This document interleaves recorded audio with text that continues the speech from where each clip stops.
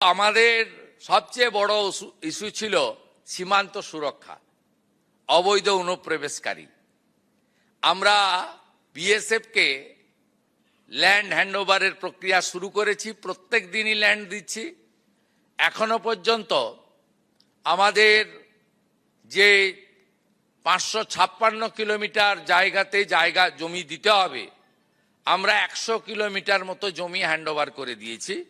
তার মধ্যে অগ্রাধিকার ছিল চিকেন নেক এলাকা, আমাদের নর্থ বেঙ্গলে। আমরা সিএ এর আওতায় যারা পড়েননি, সেই ধরনের অনুপ্রবেশকারী, তাদেরকে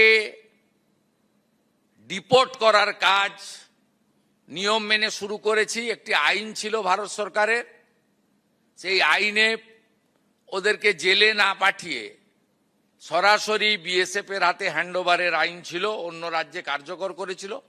এখানে এদেরকে জামাই আদর করে জেলে পাঠানো হতো। আমাদের ভাত, আমাদের কাপড়, আমাদের ওষুধ খেত, এরা আরামে ভিতরে বসে থাকতো। এবারে একবারে সরাসরি হোল্ডিং স্টেশন বানানো হয়েছে বর্ডারের জেলাগুলিতে। সেখান থেকে এখন অবধি 4800-কে ওপার পাঠিয়ে দেওয়া হয়েছে। আর এখন আমার হাতে আছে হোল্ডিং স্টেশনে 836 জন। তাদেরকেও আমরা তাড়াতাড়ি খাইয়ে পরিয়ে ওদিকে পাঠানোর ব্যবস্থা করছি। এটা প্রক্রিয়া চলবে, এটা একটা বড় ইস্যু ছিল।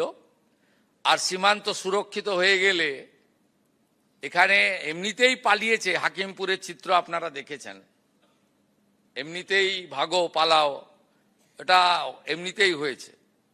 এটা অগ্রাধিকার, নইলে দেশ সুরক্ষিত থাকতো না। বাংলা তো অনেক আগেই ডেমোগ্রাফি চেঞ্জ হয়ে গেছে, আপনারা সবাই জানেন। তৃতীয় হচ্ছে সেন্সাসের কাজ আটকে রেখেছিল আগের সরকার। আমরা সেন্সাসের কাজ শুরু করেছি, জনগণনা। আগামী 1 আগস্ট থেকে 15 আগস্ট বাড়িগুলোতে সার্ভে হবে, কত বাড়ি। আর 16 আগস্ট থেকে 14 সেপ্টেম্বর বাড়িতে কতজন আছে সেই জনগণনা হবে। এটা খুব গুরুত্বপূর্ণ। এবং ফেব্রুয়ারির শেষ দিন চূড়ান্ত জনগণনা শেষ হয়ে যাবে। এর ভিত্তিতেই কিন্তু আগামী দিনে ডিলিমিটেশনও হবে। এবারের জনগণনাতে উল্লেখযোগ্য দিক হচ্ছে সেলফ ফর্ম ফিল আপ করতে পারবেন এবং ডিজিটালি করা হবে। এটা নরেন্দ্র মোদীজির উদ্যোগে ভারত সরকার করেছেন।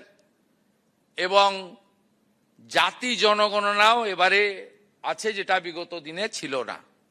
এটা ভারত সরকারের একটি বড় উদ্যোগ।